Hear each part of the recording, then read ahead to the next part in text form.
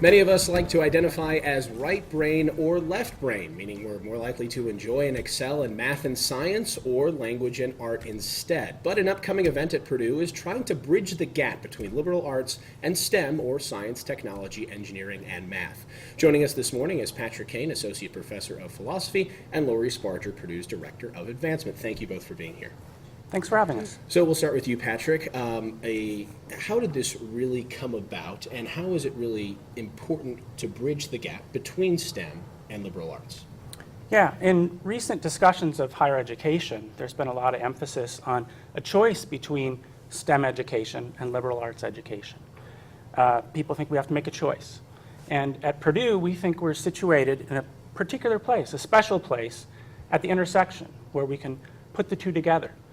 Because we think that study and scholarship in the liberal arts enhances human life and promotes human dignity and pushes the bounds of creativity so that we can come up in STEM and in the liberal arts with the ideas that can propel economic growth and lead to a better society.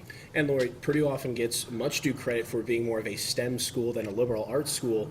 So how is Purdue going to continue to push liberal arts in an important way to see this intersection kind of come into its own? Right.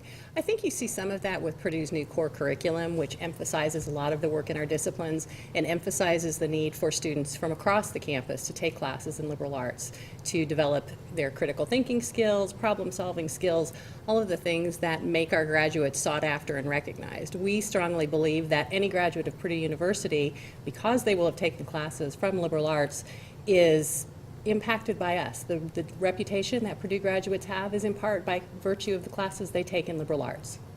And can you tell us more about the events coming up on Thursday that will kind of enhance this point and really elaborate on why both are important? Absolutely. We have an interesting array of events. There are two faculty panels during the day. One will talk about a variety of majors in the College of Liberal Arts and the ways in which they're important for students, the different kinds of skill sets they teach, both for students who are majoring in them and also students who are taking them more casually. And then we'll also look at faculty in our college who are working at the intersection of liberal arts and STEM. A faculty member from theater who works very strongly with the interdisciplinary engineering and technology programs, a faculty member from communication who's working in conjunction with the College of Veterinary Medicine, others of that nature. And then in the evening, we have a panel that really brings in some of the top business leaders and education leaders from across the country.